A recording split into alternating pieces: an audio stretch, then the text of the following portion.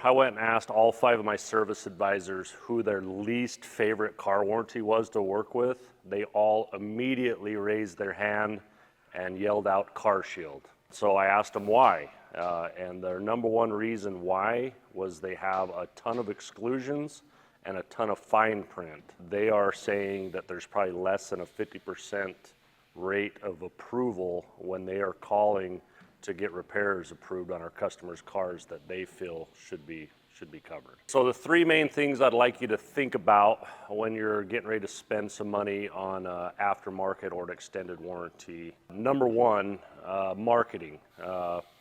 Let's think about that for a minute. So once again, one of the biggest marketing campaigns I've seen in a long while is from one of the lowest rated warranty companies out there. They're all over the TV, they're all over radio. I don't know how many of you have gotten the same call as I do about, hey, your car warranty is about to expire, right? They're just all over marketing like crazy. And I think we all know what it costs to be all over YouTube, all over Google, all over the TV, all over the radio.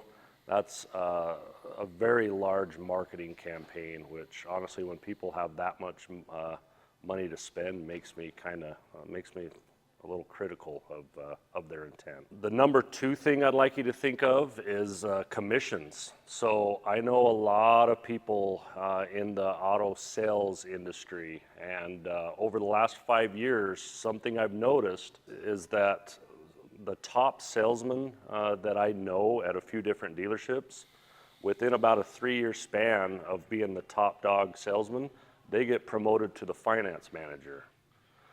So I got talking to a couple about that. Why would they take their top salesperson off the sales floor and put them in that office that we all dread when we've bought a car, where you got to go in and it's a little darker and there's a guy there telling you you need warranty, you need a paint correction, you need undercoating, you need floor mats, whatever it might be. And they straight up told me that they actually the dealerships make more money off of the items that they add on at the end of the sale than what they actually make off of the car more often than not. One of my coworkers used to work for a Honda dealer down south. He made an average of about $600 in commission for selling a new Honda. Whereas I've got a friend in the local area that when he sells one of the bigger aftermarket warranties at the end, say a $5,000 aftermarket warranty, commissions are as high as 50%. So really think about that. Salesperson's only making $600 after grinding over a car sale, yet they can make up to 50% commissions, up to like $2,500 in some cases, off of selling you a warranty. I worry about that. I definitely don't want to claim that everybody's being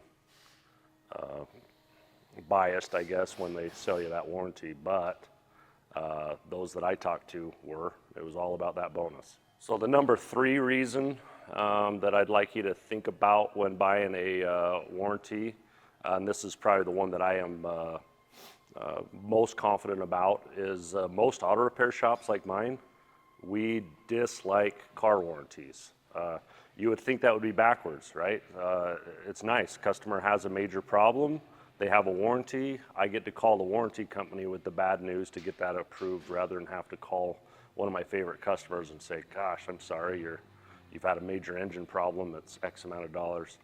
It sure is nice when there's an aftermarket warranty, when they step up and pay. That's the discrepancy. There's so much fine print. There's so many reasons for them to deny a claim that I don't necessarily like to use this word, but we hate warranty companies. We've seen them be dishonest. We've seen them find loopholes. We've had them play games with us where they keep us on hold for, we had a game for a while. I think we got well over an hour on hold. We were seeing we had a few warranty companies we were dealing with the same day. We were going to see who had to hold the longest. It was kind of a test of patience. But they just, from our side, from the auto repair, my service advisor side, A lot of these companies are just flat out a nightmare to work with, and it's not right. We've definitely had many cases where we put together a case of why a part should be covered, and they find some sneaky way to get out of it, which I myself I can't affiliate myself with companies that would do that. So really think about that. When I'm not saying don't buy one, but think about those three things. Think about how much they're spending in marketing to reach you. They're not growing customers organically. They're having to basically buy their customers. That's a bad sign. The amount of commissions that people are making off of selling them, think about that. If you're spending thousands of dollars on a warranty and the person selling it to you is getting up to half of that, that's not much not much meat left on the bone to pay for repairs on your car. It's just simple math. And then I've been doing this for 30 years. I've worked with almost every warranty company out there. There's 2 or 3 that are pretty good to deal with, but there's hundreds of others that are just absolute garbage to work with. So really think about that. Obviously, everybody that knows me knows I'm not a fan of aftermarket car warranties. There's a time and a place for them, so I'm definitely not saying never buy one, but at least think about things before you buy it. One thing I can tell you is my #1 least favorite is the one out there marketing the most. CarShield is my least favorite warranty company to work with. The reason why, plain and simple, out of the last 5 customers that I've had in here with a CarShield warranty, less than 50% of their repairs have been approved that I feel like most warranty companies would have covered. They drug their feet on it and declined the repairs. And just so you know, we're actually pretty dang good at getting these things approved. So if I'm having less than a 50% approval rate, there's something wrong there. Enough of the doom and gloom about me roughing up CarShield and all the other warranty companies out there that fit into that bracket that we'll call it the suck bracket. I don't like that bracket. But to a positive note, just in the last week, we've had a couple from a company called Endurance. I have no affiliations with them. I just was kind of surprised that they actually stepped up and did the right thing. So good job, Endurance. And in our area here, CarMax actually. CarMax has actually done a pretty good job. They don't always approve them, but they're straight up. Like they get right to the point, and we can either get an approval or a decline like the same day.